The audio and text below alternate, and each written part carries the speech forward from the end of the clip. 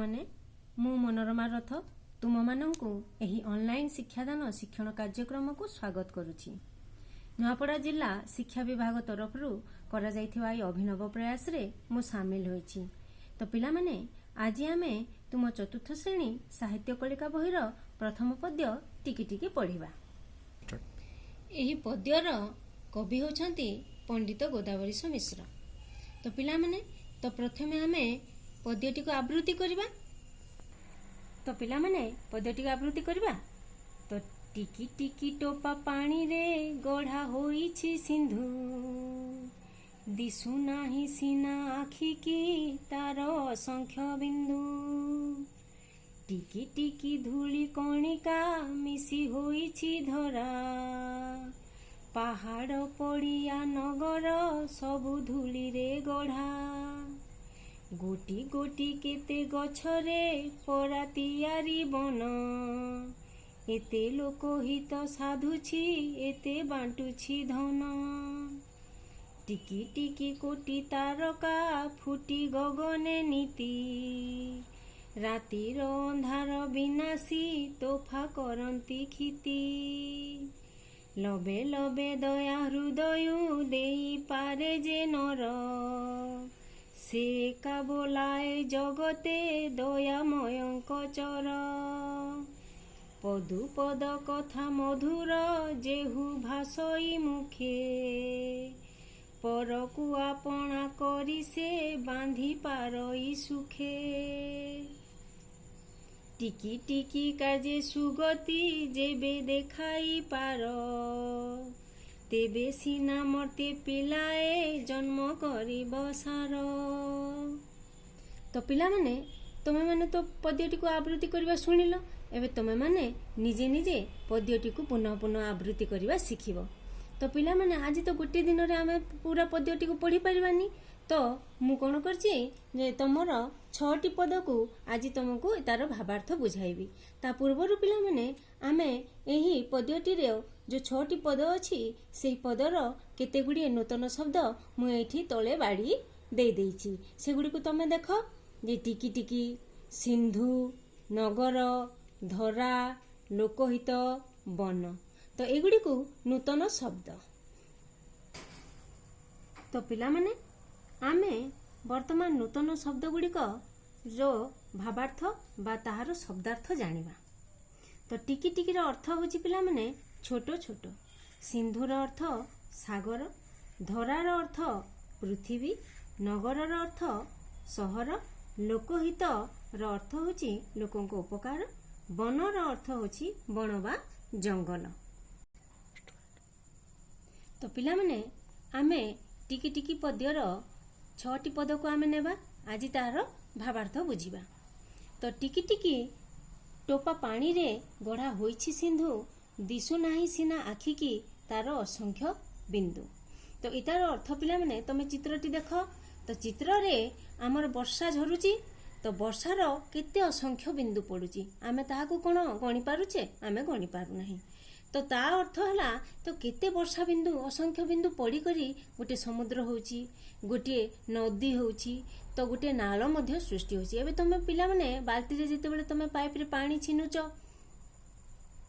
ତ ସେତେବେଳେ କ'ଣ ହେଉଛି ନା, ସେ ପାଇପ୍ରେ ତମେ ପାଣି ଯେଉଁ ପଡ଼ୁଛି ତମ ବାଲ୍ଟିରେ, ସେଟା କ'ଣ ଏକା ସାଙ୍ଗେ ବାଲ୍ଟିଟା ଫୁଲ୍ ହେଇଯାଉଛି କି? ତ ସେଥିପାଇଁ ତମେ ସେ ପାଣି ସେ ଏକା ସାଙ୍ଗେ ଭର୍ତ୍ତି ହେଉନାହିଁ।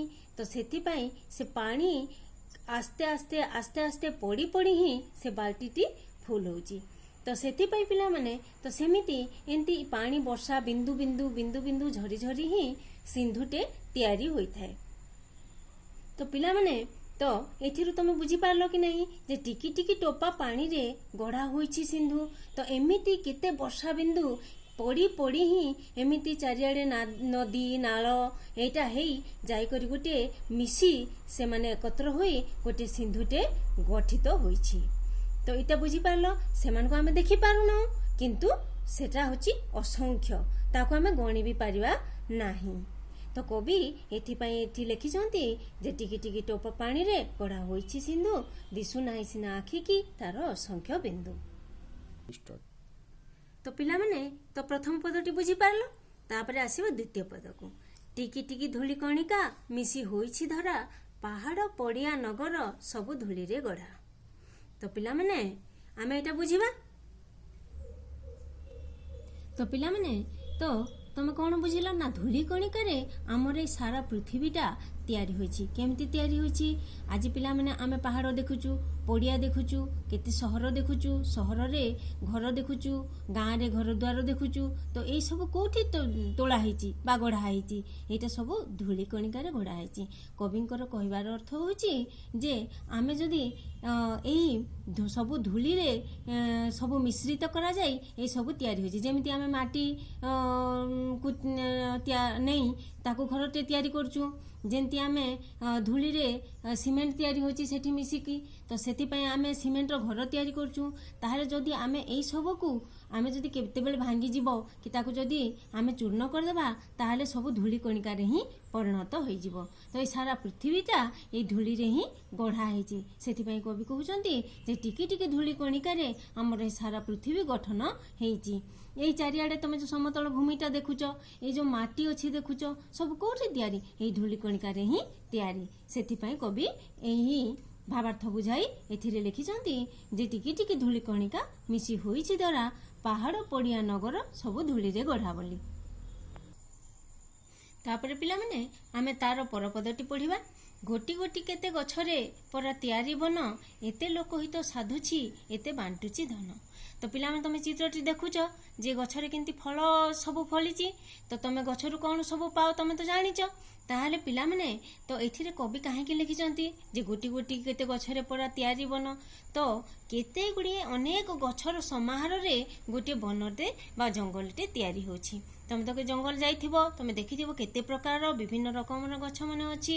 ତ ସେଠିରେ ଆମେ ବିଭିନ୍ନ ପ୍ରକାର ଗଛ ମିଶି ହିଁ ଗୋଟେ ଜଙ୍ଗଲଟେ ତିଆରି ହେଇପାରୁଛି, ଗୋଟେ ଜଙ୍ଗଲଟେ ଗଠିତ ହେଇପାରୁଛି। ତ ଏହି ଜଙ୍ଗଲଟି ଆମର କେତେ ଲୋକ ହିତ ସାଧନ କରୁଛି। ତ ତାପରେ ସେ ଆମକୁ ଧନ ମଧ୍ୟ ବାଣ୍ଟୁଛି। ତ ତମ ମନରେ ପ୍ରଶ୍ନ ଉଠୁଥିବ ଯେ ଜଙ୍ଗଲ ଆମକୁ ଧନ କିପରି ବାଣ୍ଟୁଛି ବୋଲି। ତ ତାର ଅର୍ଥ ଏଠି କବି ଲେଖିବାକୁ ଚାହିଁଛନ୍ତି ଯେ ପିଲାମାନେ ଯେ ଆମ ଗଛ ବା ବଣ ଜଙ୍ଗଲରୁ ଆମେ କ'ଣ କ'ଣ ସବୁ ପାଉ? ଆମେ କ'ଣ ପାଉ ନା ଆମେ କାଠ ପାଉ, ଫଳ ପାଉ, ଫୁଲ ପାଉ, ଔଷଧ ପାଉ। ଗଛ ଦ୍ୱାରା ଆମର ଅମ୍ଳଜାନ ପାଉ ଆମେ। ତାପରେ ଗଛ ଦ୍ୱାରା ପିଲେ ଆମର ଉତ୍ତାପ ମଧ୍ୟ ନିୟନ୍ତ୍ରିତ ହୋଇ ରହେ। ତାପରେ ଆମ ପୃଥିବୀ ପୃଷ୍ଠରେ ଏହି ଗଛ ଯୋଗୁଁ ହିଁ ଠିକ୍ ସମୟରେ ବର୍ଷା ମଧ୍ୟ ହୋଇଥାଏ। ତ ପିଲାମାନେ ଏତେ ସବୁ ଜିନିଷ ଗଛ ଆମକୁ ଦେଉଛି। ତ ତାହେଲେ ଗଛ ଆମର ହିତ ସାଧନ କରୁଛି କି ନାହିଁ? ତ ନିହାତି ଭାବରେ ସିଏ ଆମର ହିତ ସାଧନ କରୁଛି। ତାହେଲେ ବାଣ୍ଟୁଛି ଧନ କିପରି? ତ ଏହି କାଠ, ଫଳ, ଫୁଲ, ଝୁଣା, ମହୁ, ଔଷଧ ଏସବୁକୁ ନେଇ ତ କେତେ ପ୍ରକାର କଳକାରଖାନା ମଧ୍ୟ ସ୍ଥାପିତ ହୋଇଛି। କେତେ ଲୋକ ତାଙ୍କର ଜୀବିକା ନିର୍ବାହ କରୁଛନ୍ତି। କେତେ ଲୋକ କାଠ ବିକ୍ରି କରୁଛନ୍ତି, କେତେ ଲୋକ ଫୁଲ ବିକ୍ରି କରୁଛନ୍ତି, କେତେ ଲୋକ ଔଷଧ ତିଆରି କରୁଛନ୍ତି। ଏମିତି କରି କେତେ ସେମାନେ ଜୀବିକା ଅର୍ଜନ କରୁଛନ୍ତି। ଏହିପରି ଭାବରେ ପିଲାମାନେ ସେମାନେ ଅର୍ଥ ଉପାର୍ଜନ କରି ନିଜର ଜୀବିକା ନିର୍ବାହ କରୁଛନ୍ତି ଆଉ ତାଙ୍କ ପରିବାରର ପ୍ରତିପୋଷଣ ମଧ୍ୟ କରୁଛନ୍ତି। ଏହିପରି ଭାବରେ କବି ତାଙ୍କର କବିତାରେ ଲେଖିବାକୁ ଚାହିଁଛନ୍ତି ଯେ ଗୋଟି ଗୋଟି କେତେ ଗଛରେ ପରା ତିଆରି ବନ, ଏତେ ଲୋକ ହିତ ସାଧୁଛି ଏତେ ବାଣ୍ଟୁଛି ଧନ। ତ ଏହି ପ୍ରକାରେ ଗଛମାନେ ବା ଜଙ୍ଗଲ ଆମର କ'ଣ ଉପକାର କରୁଛି? କେତେ ଉପକାର କରୁଛି ଆଉ ଧନ ମଧ୍ୟ ବାଣ୍ଟୁଛି।